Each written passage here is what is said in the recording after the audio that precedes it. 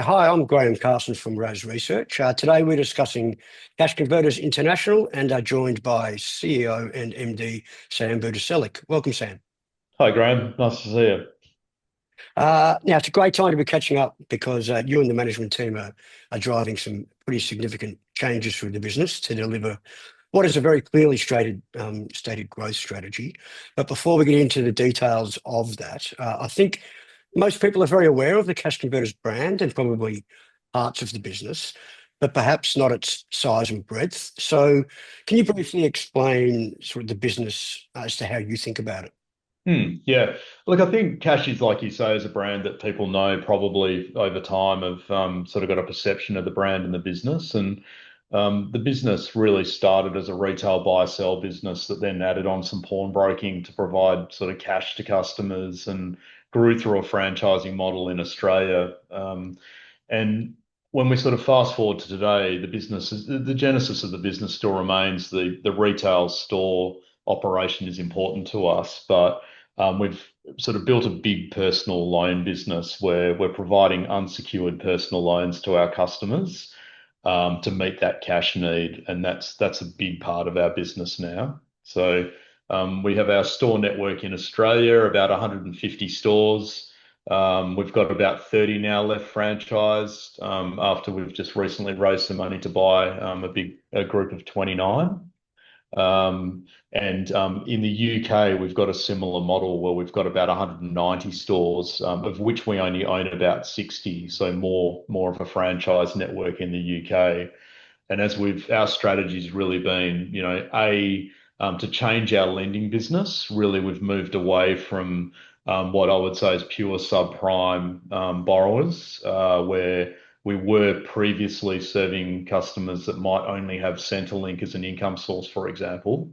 We've really changed the business, $2,000 to $5,000 personal loans to customers who are gainfully employed and have a high credit profile.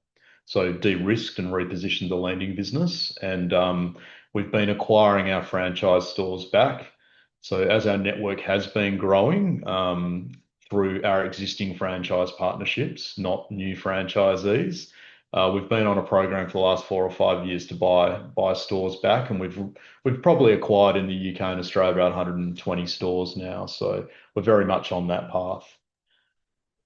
Yeah, okay. So on that, just the two sort of clearly stated changes in strategy were that buying back some of the previously franchised stores and then the Mm, change in composition of the loan book. So firstly, mm, with the store network, you're very well positioned now in Australia with the vast majority under corporate ownership.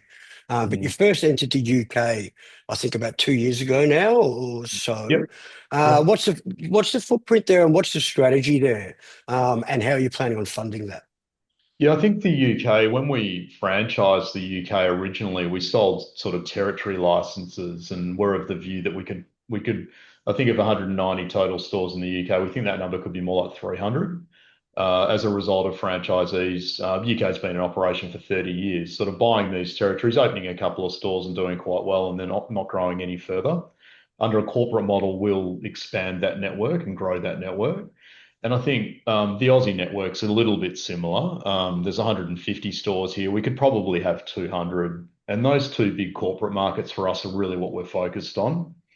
And I think whilst we've changed the lending business, operating through stores and online, the retail model's changing for us. So we're certainly seeing more luxury inventory, being of interest to sort of the middle market customers that we're generally serving. And in saying that, though, I was looking at a couple of Rolexes the guy sent through last night, $30,000, $40,000 watches that we've bought. And we've got quite a few Rolexes on the website and in the stores for sale. So it's quite a spectrum on the retail side. Mm. But as the retail models evolve, the store footprints are getting smaller, the inventory's getting higher, and the gross margins are much higher on that turn. It's less velocity, less wages, less leasing costs. So we can kind of move into more the inner city areas, and you see that with that Bondi Junction pilot that we did. It's been open for about 12 months, luxury only, at that extreme. So I think the retail model's changed so that we can keep it growing under a corporate ownership model. And then that then complements the finance distribution as well. We still distribute about half of our loan flow through our stores, and those borrowers perform better. So I think the model works well. And in a growing market now, there's just more people coming to us that may not have in the past, maybe as a result of those two changes, Yeah. and also the cleanup of the business and just the trust element of the brand is, record highs. Yeah, and I guess with the higher corporate ownership of the store network, you've spoken about the benefits of control and other parts there, but Mm, also you've briefly touched on the lending business and I guess the simplification of that. mm, You've exited a couple of pretty specific product mm. lines Yep. in lending products, and that actually changes the profile of your business quite materially. Yep. Do you want to talk about the benefits that that brings? Yeah, I think sort of put simply, we've refocused back on the consumer lending under the Cashies brand that we were really strong and well known for, B2C sort of lending. We did have a vehicle book that we were operating under a different brand that was distributed through some brokers and dealers. And we built that vehicle book to about $80 million. So it was a reasonable size, but I sort of had the view that the cash equity tied up in that book, the return on that capital that we had tied up in that book was less than we would make just focusing on our personal lending operation. So we are running that vehicle loan book down. And the other part, I think, of the lending strategy is that whilst all the products are regulated under the Credit Act, the small loans, the sub 2 grand loans, sit in a much higher regulatory risk environment. And I think people sort of know the payday moniker. It describes, in my mind, those sub $2,000, sub 12-month loans. So, 10 years ago when I started, we only had that loan product, and we're running that. We've ceased originating that product altogether now, and we're running that off. So, our go forward sort of loan book now is about $100 million. And you think Mhm. about none of that payday loan product. That's only the future loan product that we're offering, that new loan product to new customers. The risk profile of the business has changed completely. And I think now both of those operations scale, both those segments scale up nicely now, and we're in a very different sort of environment than we were in the past. Yeah, so I mean, you're sort of in that transformation stage to an extent. You've Mm. probably accelerated the acquisition strategy from a store perspective ahead of what the market was anticipating, Yeah, I would imagine.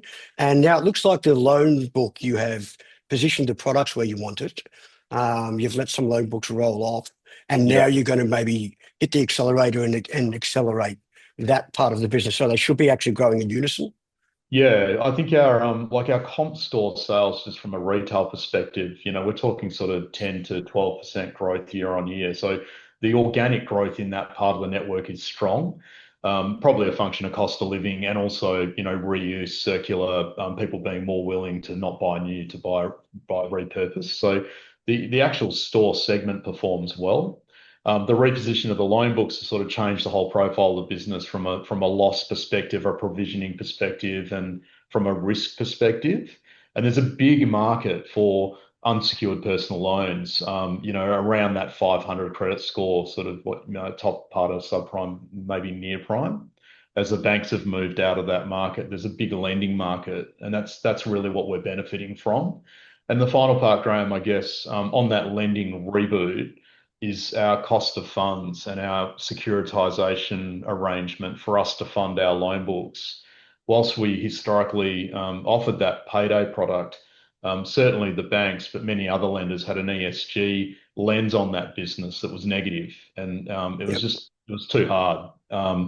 Now we exit that product, it really opens up our funding optionality and even to the big four onshore banks, which is, really remarkable to sort of have those conversations underway again. So the third part of the strategy that we're yet to really execute and realize any benefit from is that funding review and, cash out of the loan book, slightly better leverage, maybe some corporate debt to keep buying stores on a small way, but then pricing on that funding coming down should be a really good tailwind for the business, I think.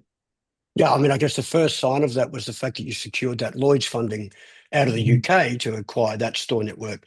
Um, Exactly. and and as you accelerate that UK and maybe broader European expansion, do you see a potential opportunity to extend those facilities or similar facilities to accelerate the offshore growth? Yeah, I mean the Lloyd's facility you mentioned is a great one because it's pure corporate debt to acquire franchise stores. So it's the first Mm. time I've ever had that facility. It was a 13 million pound odd facility all in, and I think we've drawn to about 12 now with some more acquisitions. So we acquired some about 42 stores in the UK 2 years ago. We've added say another 20 using that facility, which has been great.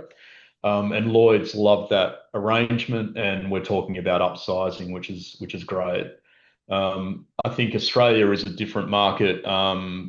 Whether that opportunity is there or not with the Big Four, it's still to be seen. I'm pretty confident now with our product changes that the conversations are around something similar. So Yeah. we've recently launched a $25 million raise to acquire the biggest group of Australian stores, franchise stores, and added a bit of cash. I think our whole balance sheet now is really primed for optimizing. It'll be a Yeah. bit, hopefully, of the refi of the securitization facility, some release of cash, a small amount of corporate debt might come into play now, but it's all about accelerating the acquisition of those franchise stores, particularly in the UK where there's a bigger bucket of them now, and corporatizing and then growing. Yeah, it sounds like all the pieces are sort of coming together after a lot of hard work. Yeah, Um, I mean, you're a significant revenue business now. You're still capped at only around 200 million. yeah, Um, you have got funding capability for the growth strategy going forward, which is multifaceted and multi-regional. yep, Um, but for that 200 mil market cap, you're probably going to, you know, push nearly 80 mil of EBITDA this year. You're on single digit PE, a fully franked yield above 6%. Is it just a matter of now getting people to understand the changed profile of the business, do you think, and how much more corporatized it is and how the risk profile has changed so much? yeah. I think the metrics are a function of growing demand in our part of the customer market. So we'll always stay pretty true to serving those that aren't banked or excluded for whatever reason, because we've invested in the technology to risk those customers, put simply. So they're not the plain vanilla borrower. They've got different markers on their banking and different issues that we can Yeah, work through. So in Oz, we see sort of 40,000, 50,000 applications for a loan a month coming into the business, and it's only growing. And same in the UK. So yeah, I think hopefully now we've rebased the risk profile of the business. We're built for a sustainable sort of growth profile going forward. The acquisition of the franchise stores are pretty low risk. They're on our platforms, and we can see all of the top line information for those operations. So we can price them quite sharply, and we're paying 3.5 to 4.5 times their earnings, EBITDA. It's not aggressive, I don't think. mm, Hopefully, those two things kind of fire a re-rate of the business whilst the business keeps growing, and we get that sort of double whammy. That's sort of what I've always been thinking over time. But de-risking, it was so important on so many levels, and particularly that funding access level. yeah, yeah. Well, look, congratulations to you and the team, what you've achieved so far. I don't think it should be underestimated by anyone, and we look forward to keeping an eye on the progress over the balance of 2026 and beyond. Thanks, Graham. Good to chat. Cheers. Thanks for your time, Sam. Appreciate it.